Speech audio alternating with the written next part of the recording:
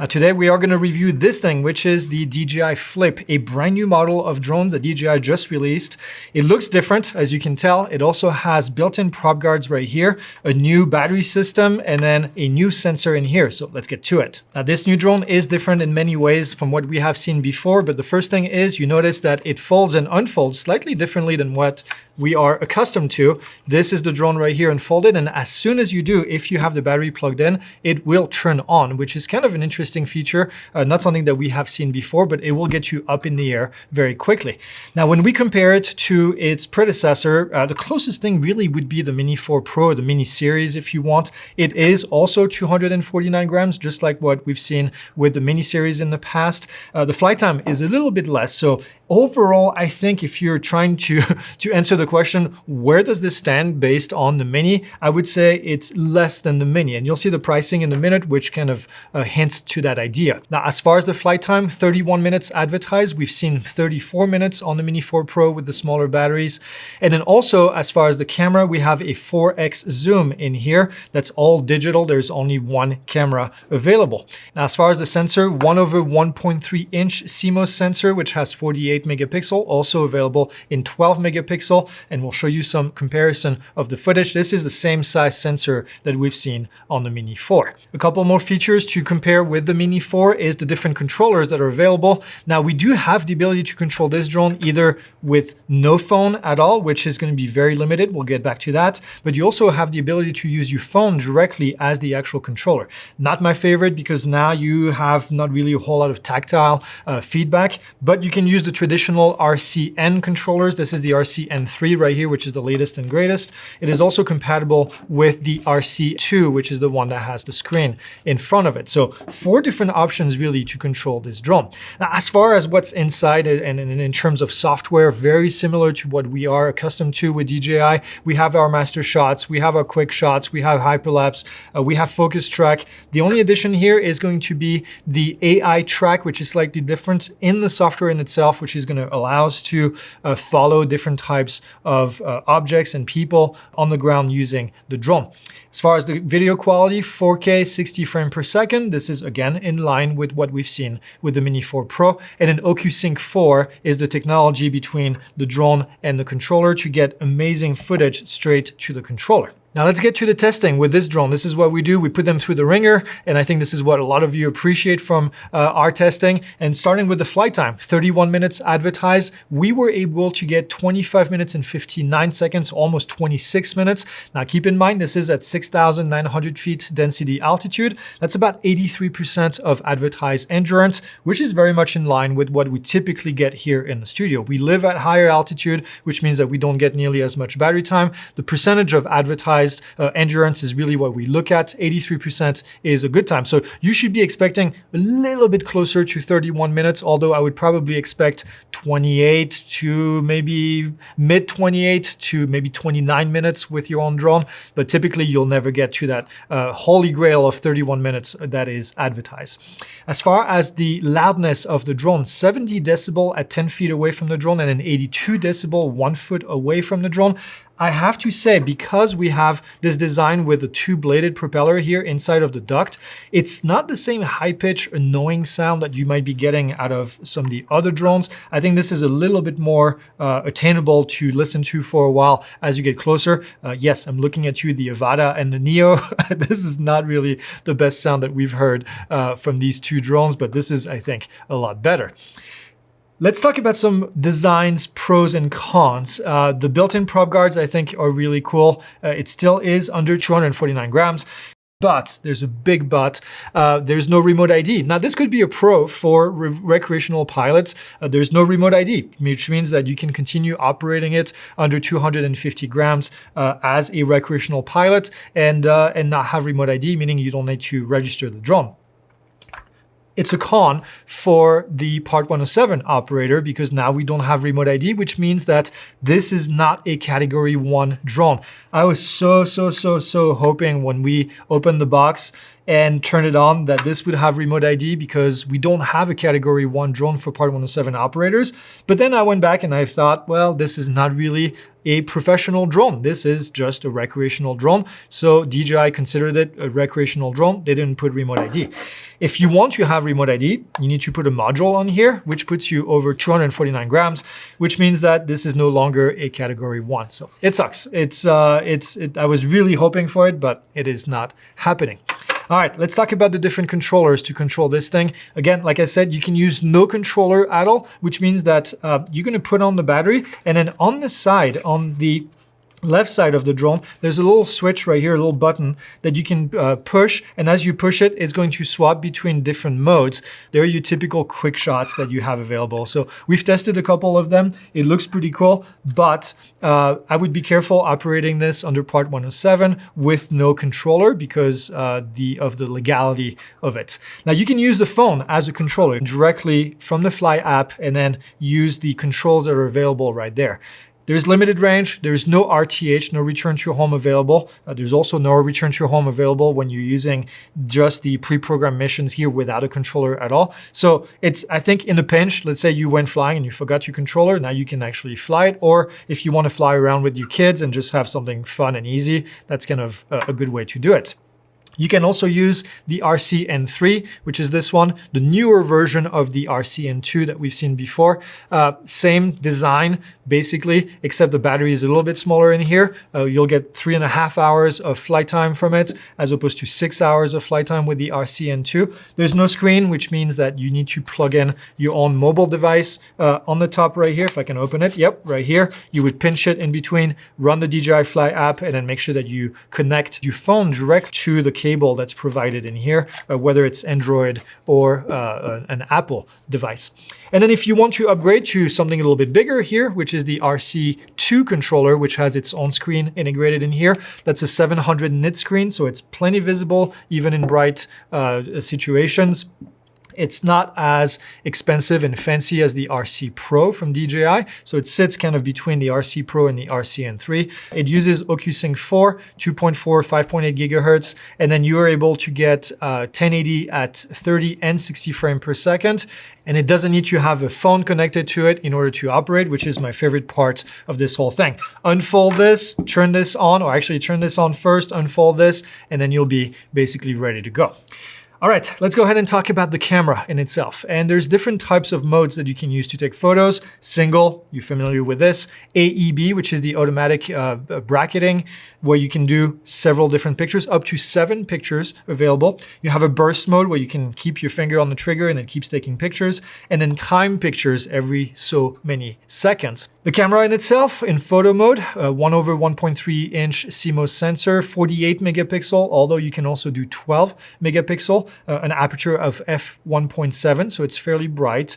4x zoom, although we have a demo model, so we are limited to 3x. I'm sure this will come up with an update right before the drone goes live. It's very typical of DJI to do this. And then you have the ability to do smart photos as well. Let's go ahead and talk about the video modes. And we have 4K 60 frames per second available at the top, obviously starting at 24 frames per second with everything in between that you would be expecting. Same for 1080, 24 all the way to 60 frames per second. And then this thing has the ability to do vertical footage, 916 format, if you're familiar with this for social media, up to 2.7K. Now keep in mind, the camera is not rotating like it is on the mini series. Here we are cropping a standard 4K image to be just vertical, which I think is not really the same as actually having the camera rotate. I think the field of view is very different when you do that, but it is an option available. You can also do crop footage vertically at 1080. Now both of these are limited to 30 frames per second, so 24, 25, and 30 frames per second.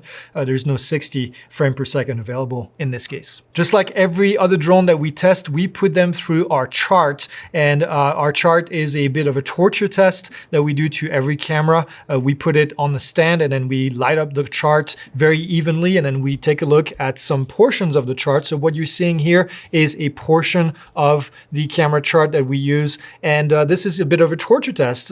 We love looking at specific portions because we know how other cameras typically do. Now what we see here is the difference between 12 megapixel at the top and 48 megapixels at the bottom. always the case, but at lower ISO, 48 megapixel always performs better. So I would say if you're going all the way up to ISO 1600, I would use 48 megapixel. Anything above that, ISO 3200, then I would switch over to 12 megapixel. But it is pretty obvious here, I think, in this image. These lines are very, very close to each other in real life, very difficult to get the details. This actually is really impressive for such a small camera. We got really good results from the Mini 4. So I would not be surprised if this drone is using a very similar sensor to what we've seen on the Mini 4. And then the same results here when we look at the different colors on this part of the image. 48 megapixel does pretty well, although always a little bit more noise on the 48 megapixels than we have on the 12 megapixels. So it's a bit of a trade-off. You get more sharpness at 48 than you would with the 12, but you also get a little bit of noise added. Same idea here where the letters are a little bit crispier at 48 megapixel, although they are a little bit more noisy. And then same information here, although this portion of the chart is always interesting because it's more of a real life look at things if you want. This is a piece of sandpaper and then a little bit of fake grass on top of it. They're doing all pretty good, but a little bit of an advantage, I think, to the 48 megapixel. And then for this portion, I love that because at the bottom, we always have this little piece right in the center that is creating a ton of artifacts, and no camera out there is perfect on this portion of the chart, but I have to say again, it does pretty well. The 48 megapixel always tends to have more artifacts in that portion than the 12 megapixel. I've never really been able to figure out exactly why. Now there's obviously pixel binning at 12 megapixel where we're using 4 pixels to create 1 pixel. I don't know if that has anything to do. It's maybe the image is a bit more flat, so it creates less artifacts in that area. But yeah, so take a look at these samples and then tell us which one you prefer. And obviously this is going to dictate which of these 2 settings you're going to be using when you do your photos. Let's move on and talk about the flight modes. We have master shot available, which is where the drone in itself is going to select a subject, or you're going to tell it what the subject is, and then it's going to fly a somewhat automated mission. And then at the end of it, it's going to put the footage together and give you a master shot, a final clip of what the drone believes is the best. Now, I think this is cool to get maybe some ideas of some of the shots that you should be doing on your own manually. I don't know that it's the end all be all, but I think it's good for helping creativity. We also have quick shots available. These are pretty standard for any DJI drone these days. Droney, Helix, Rocket, Circle, Boomerang, and Spotlight. You'll be able to do these either inside of the app, or like I said before, when you turn on the drone without a controller, you have the ability to cycle through each of these by using the button here on the left side of the drone. And then we have hyperlapse. If you're not familiar with hyperlapse, it's like a time lapse as the drone is moving through the air. We have free, where you can do whatever you want. You have circle, which I think is pretty obvious. We have course lock, where you can have the drone going in a specific direction and then the camera aiming to wherever you want as the drone is keep going in that direction. This is a very cool one. We also have waypoints, and then all of these are available in both 4K horizontal or 2.7K vertical. And then we have the panoramic, only 4 of them in here. If you are familiar and if you watched the Air 3S, Air 3S introduced a new way of doing panorama, not available in here. So we only have vertical, wide, 180, and then the sphere. Not a big deal, quite frankly, for a drone this small. I'm actually amazed that we're able to see this. And then we have the focus track, and there's 4 different ways that we can focus on an object as the drone follows them. We have active track 4.0, which is where you're going to select an object and the drone is going to follow with a bunch of options to basically rotate around the person and kind of go behind them, on the side of them. It's very, very cool. We also have Spotlight 2.0. We have Point of Interest 3.0. There's also a few cool safety features available in here. We have automatic braking. Now, I'm not going to call it obstacle avoidance because that's not really what it is. It's obstacle detection if you want. And it's going to be using the front of this drone right here, which is the LiDAR unit. They call it TOF sensor, a time of flight sensor. We think it's LiDAR because that's what it's been on a bunch of other drones, but we don't have a ton of detail available on that just yet. Now, there are some limitations on this. We cannot really detect any obstacles that have reflectivity that is less than 10%. What does it mean? It means that glass or water, this is not going to be able to detect it. This is not new. This is just the way that this technology works. So I would say don't be super reliant on this thing. Learn to fly the drone without it and expect that it's not there. And then if it is and it works, then it's going to save you bacon. But otherwise, just don't rely on 100%. Let's talk about pricing on this thing. $439 for the Flip alone, just the drone in itself. We also have the Flip available with the RC2. Now, this is the RC2 right here with the controller. That's $639. And then we also have the Fly More combo where you get this little brick right here where you can charge several batteries. Also comes with the RC2. That comes in at $779. Now you might be wondering, where does this go in comparison to the Mini series, for example? Well, at the moment of filming, you can buy a Mini 4 Pro brand new with an RCN2 controller here at $759. So yes, it is significantly more expensive to buy a Mini 4 Pro, but you can buy a Mini 3 right now, not the Pro version, just the Mini 3 with the RCN1, which is just a simple controller here. Now, this is the 3, but the 1 is very much the same for $419. So this is very much in line with the pricing of an older Mini series, if you want. I think what's happened over time is that the Mini series, if you look at the Mini 3 Pro and the Mini 4 Pro, these drones have become less of a Mini and more something towards the Air series. So it's like an Air minus if you want, or a Mini Plus, I don't know what you want to call it. But DJI left an entry level door open where there's not really a drone that's really cheap for people to buy.